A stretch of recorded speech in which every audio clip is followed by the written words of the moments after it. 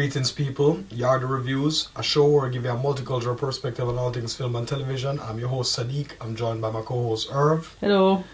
Dan's not here right now, doing some family stuff. Boy, I had some family stuff going on today, guys. Had a lot of rum, and right now I'm sobered up, ready to talk movie news with you guys. Yeah, yes. So this is the movie news section of the show. As you know, little tidbits of news over the past week. Me and Irv are going to discuss some points. So, Irv, what's the first thing? Okay, so Joseph Gordon-Levitt is going to be Edward Snowden in Oliver Stone's new film, and so like we've seen the first image of him, and he's in sort of like an army sort of lineup. Yeah, okay. That's pretty cool. Yeah, I mean, so like, yo, listen, one thing about Joseph Gordon-Levitt, yo, this dude can transform.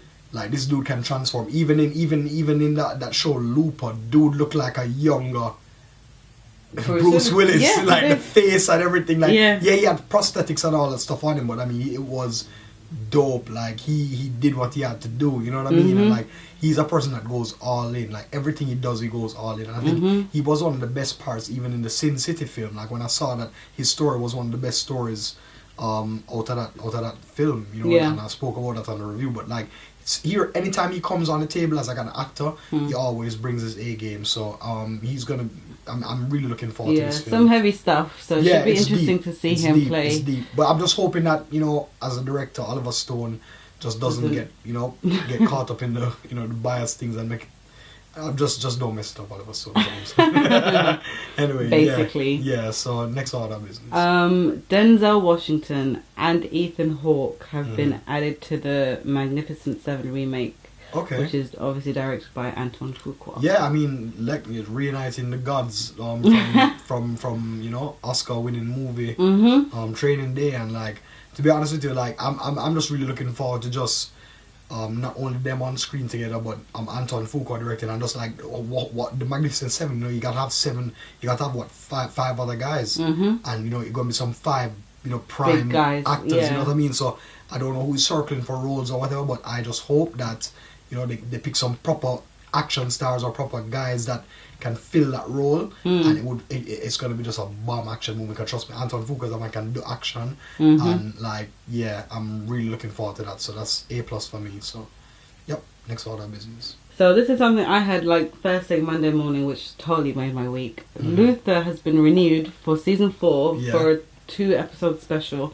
So I don't know what the premise of this season is, but I'm excited to see Idris back as Luther. Yeah, definitely. I mean, Luther was definitely a very good series to watch. I watch everything, and like he's a very, like, the writing is brilliant, the dialogue is brilliant, his character is very conflicted. I mean, and you have also Alice, who's like the polar opposite to him, but there's just chemistry. I mean, everything about the show is just really good, and it's just that it's so dramatic, and it gets like really dark at times, and as a police officer, he's treading the line of good and evil, and not evil. Well, I think the law and justice, like so justice, what he thought was justice. Yeah, I mean it's crazy, but it's something that when you watch it, you get to appreciate, and it's just so London, it's just so East London, so you know what I mean. It's just real, you know what I mean. It's one of the best shows. It's good. It's really good. I mean, BBC puts out like really brilliant shows, and like.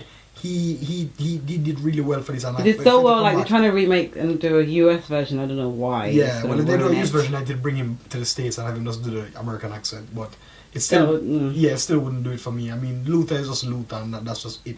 But like, as far as this, I mean, you know that there's going to be some new actors coming in. Yeah, new characters. You don't know if Alice is going to be involved. I heard that she might not be. Yeah, but I mean, for 2 episodes, it has to be like a bomb story. Like, I mean, this is just only for 2 episodes though. It has to be at least an hour and a half episode.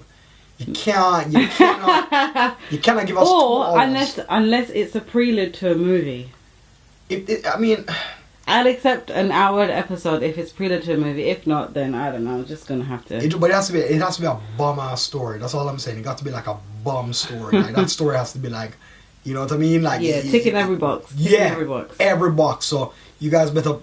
Pull it out the hat. Pull it out the hat, man. I mean, I don't doubt Idris Elba's acting ability. I know that dude can do it on screen, but you guys need to pull out the stops, yo. And he has been campaigning for more episodes and more seasons and even the film, so maybe this might be going that direction. I hope so. Let's just hope that, you know, it brings out more stuff, because that's one of the characters there that you can definitely identify him with, you know what I mean? It's really, really proper. So yeah, I'm really looking forward to that. So, you know, bring it, Luther, bring it. So yeah.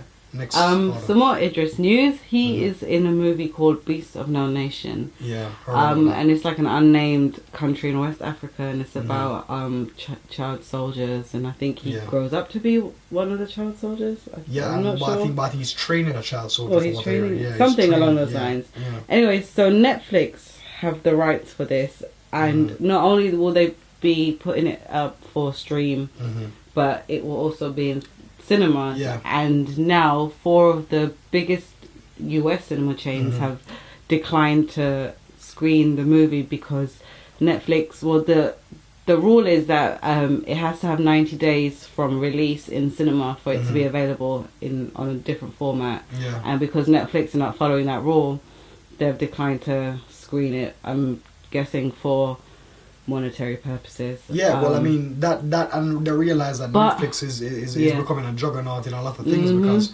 right now for them to start, you know, buying rights to movies and putting movies out, you realize that we're all consuming content in like so many different ways, and like online is just the future, and like companies like Netflix now who are doing their own television series, running their own show, doing their own things, making deals with other people. I mean, the Marvel thing coming out. I mean, you have so many things going on. Because they realize that Netflix is a pause. They just signed Adam Sandler to a deal, and we talked about that recently. I mean, they're doing all these power moves, and like right now, I'm looking forward to that film simply because the person who directed the whole season of True Detective, and that one sequence that with Matthew McConaughey coming out, that long one camera shot.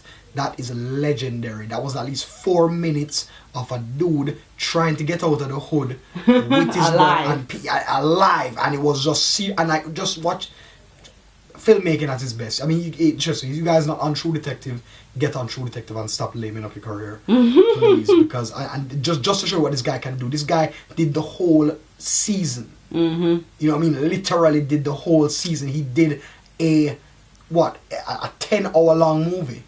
Basically. You know what I mean? A 10-hour long movie, which was hella dope. And this guy, with Idris, I mean, in front of the camera, come on. Like, I'm looking for some proper magic to happen on screen. You know what I mean? I don't care what format it is. I'm going to watch it either way. I mean, and the thing is, they have to carry the tales because they wanted to get nominations, because they know that this guy is a proper director and they need him to They want to get in that game now. And listen, the Academy can fight it all they want. If this comes out in theaters and they do what they have to say, and it gets Academy, but who knows, Academy might even just hate on it simply because they're innovators in the game. They're doing things that everything needs to come to the. And listen, the theater chains are knowing that they can become extinct soon, but the thing is, people still have the vibe to want to go and watch a movie in the big screen. Because I still do. I still enjoy going to the theater. We still go to the cinema. Still go. So I mean, it's not like I mean, we'll go to the ones that are a little bit more inexpensive, but I mean, whatever caters to you. Do you know what I mean? So now all these cinema chains either have to become digital or become flexible to the idea that there are different ways to consume media. Yeah. So whether it's a different cinema that's cheaper or it's online, follow the premise and just drop the price, because they realize that you need to drop the price. Something needs to happen. Like the model, the strategy's got to change now. Something got to give. So they got to realize what's popping. So give us what we want to watch, or give it in an environment that we want to watch it in, or give it to us cheaper, or something. Something's got to give you. So you guys need to figure out what's going on. Theatre Association of the World. So figure that out. Anyway, next order of business. Okay, so we have seen the first images of Vincent D'Onofrio, aka Bobby Goran from Law and Order: Criminal Intent, my favourite show, as Kingpin in the Daredevil series. Yo, listen, when I saw those pictures, I was like, yo, listen, this is crazy, this is dope. And how close is the image to the character? The character in the comics is a lot bigger. Okay. He's a lot. He's a big guy. Like he's 6'5" plus or something like that. Yeah, but the thing is, the guy in the comics he's wide, but he you think he's fat. Like everybody thinks the Kingpin is fat, but really and truly he's full. No, he's muscle. He's literally like all of that supposed fat. He's like I think like 2% body fat. Like he is built. That's insane. No, he is built, and like he is strong. So as a normal man, he is strong. Like he's huge. Yeah. And he's bulky. So he's one of those guys. And I think that, you know, of course he put himself in shape for this because of course, you know, you have to do things. Got some action. And he's one of those guys that he has like a bulletproof tailored suits. Like he's one of those guys that is deep like that, you know what I mean? And I think he's gonna have a tailor that does a bulletproof suit for him in the series. So you know this is gonna get deep, and like bringing an actor like him onto this is going to just elevate the thing even more. And like I said, Netflix is doing big things. But even though this is a Marvel thing, Netflix has an exclusive deal. They're dropping this 13 or 14 episodes right off the bat, then and there, just like House of Cards. It's all you. Grab it, get it. That's it. I mean, this is the future of television right now. The future of just watching movies or anything in general. As you want it, as you on demand. Everything is supposed to be on demand. I don't want to wait a week. What if I've got a couple hours to kill? Exactly. But that's TV. You know what I mean? TV just does that to you. They keep you wanting more. But the thing is, right now, you have to understand people are going beyond that. No, people are just going online and just doing everything. So figure out how to do it. And just do it smart. So that's what it really is. Just the future of just like how this whole thing is coming about and how they're making the whole thing. But at the end of the day, I just want a good show. Yeah, want a good show. You know what I mean? Something good, and I feel that with those characters and those actors and what Marvel is planning, it's going to be nothing but phenomenal. Because of course you're gonna have the Jessica Jones after that, then you have Luke Cage, and you have Iron Fist, and the whole of them will team up Defenders. I mean, you know, then you might have Daredevil season 2. Obviously, it's going to get popular. Then you might have Jessica. You know, it's just going to keep on going. You have so many avenues and so many ways you can do this. So I'm just looking forward to like some good, proper TV from them. Yeah. Next order of business. The Supergirl outfit for the TV series has been released. Yeah. What do you think of it? I think it's cool. I like that the colours are darker. I think. I think it makes got that from, a bit more serious. Yeah, but they got that from Man of Steel because it looks like the same fabric from like the Man of Steel Superman suit, which I like because they're kind of like giving it looks like a bit from the movie. And then you know they're giving her own vibe. So I don't like. I'm glad that it's not bright, but I'm glad that it's looking like a proper modern. Modern outfit, like how the new Superman outfit is looking right now and everything. So I'm really down for that. I think it's dope, and I just hope that it's good. I mean, I heard they're shooting the pilot, or the pilot's been shot already, so I guess they're looking forward to debuting it soon. So hopefully it's some good stuff. So yeah, we can move on from there. So we watched Gotham. Yep. As everyone knows, Chris Chalk from 12 Years a Slave and The Newsroom has been cast as Lucius Fox. Listen, right now. I just can't wait till him appear on screen because I mean, you probably might get it for one episode.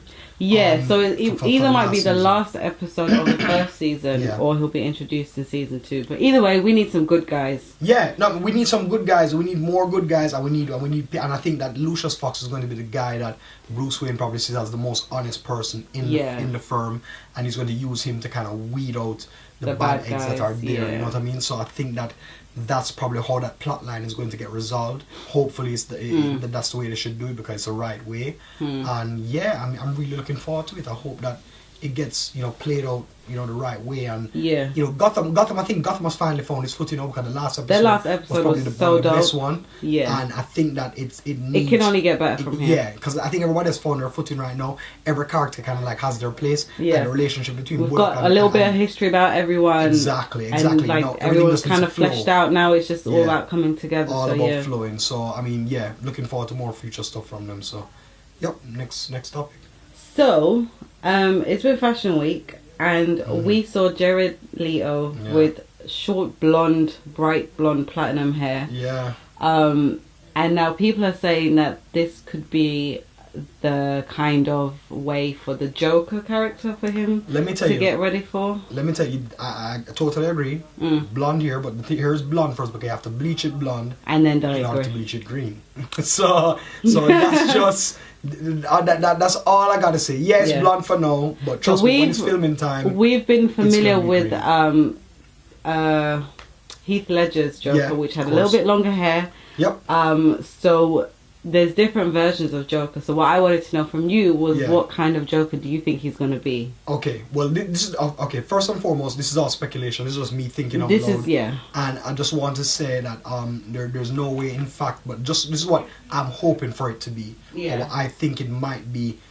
Gearing up to, you know, Suicide Squad, moving into like him as the villain for that new Batman movie and stuff like that. So this is we've gotten an incarnation in Joker that Jack Nicholson gave us, which was brilliant. It was a Joker, very comedic. He kind of reminded me of like early Batman Joker, where psychotic but just still, you know, and still be laughing and stuff, corny jokes and stuff like that.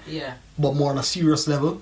And then now you had Heath Ledger's Joker, which is more of like a Joker that we probably, but it's more, we've never really seen that one in the comic books before. He put his spin on the Joker, his personal spin on the Joker, which was more in tune to the Joker from a story called The Killing Joke, which is a brilliant story. People who are not comic readers need to read that story too. It's really deep, and it really gets psychological, and like you get to see like the psyche of just like a madman and like thing. But the Joker I think that Jared Leto hopefully will play or might play is a Joker who is in the comics. He's in a storyline called the End Game, which is in the New 52, and he's also in the Death in the Family. And it's this Joker that literally cuts off his own face.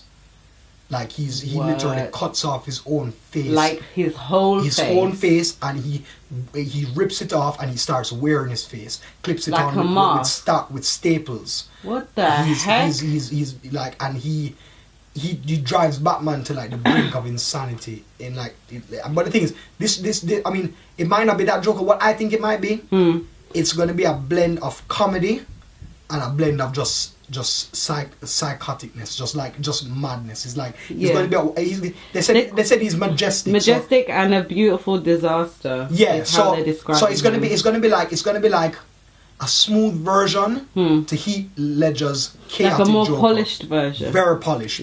But like he's just going to be smooth, but yet still he's insane, psychotic, and you know that he's and Jared Leto can do it. I think he's gonna pull off such a proper Joker that when we see it, we're gonna be like, listen. Every incarnation of the Joker that we saw is brilliant. Not taking off, and that's why we like it, and that's why we like to see new incarnations. Because think about it, even if Heath Ledger survived and he did have a big role in the Dark Knight Rises, when that was done, it was going to be over. He wouldn't have been reprising his role in this new DC cinematic universe that we have now with Ben Affleck playing Batman. It would have been somebody new, would have been somebody else. So this is it. I mean, this is just Jared Leto. Chapter. And I'm really looking forward to it. And you do get different incarnations in the comics, don't you? Of course, like they always put a different incarnation, whether it be a campy one but they really gotten off of the campy style right now. DC is more geared towards like grounded, realistic, even though it's fantasy, but like more grounded, and it goes deep into the psyche of this. Because remember, every villain that Batman faces is clinically insane. They're mad. They go to Arkham right after, and he's fighting psychotic people. So that's just his thing, you know what I mean? So they said that this version of Joker is rumored will be older, with scars from years of battling Batman, and that he will be a Hannibal Lecter of the film. So he's like playing all these mind games and controlling different situations. Of course, I feel like. Listen, it's one of those battle weary. Because remember, this Batman is old as well. He's battle weary, and this Joker is going to be like they've been going through it. They've been going through this thing that used to this back and forth between the two of them. But he's going to be more seasoned, and you're going to see it, and like you're going to see the experience in him. It's not going to be one of those things where it's like.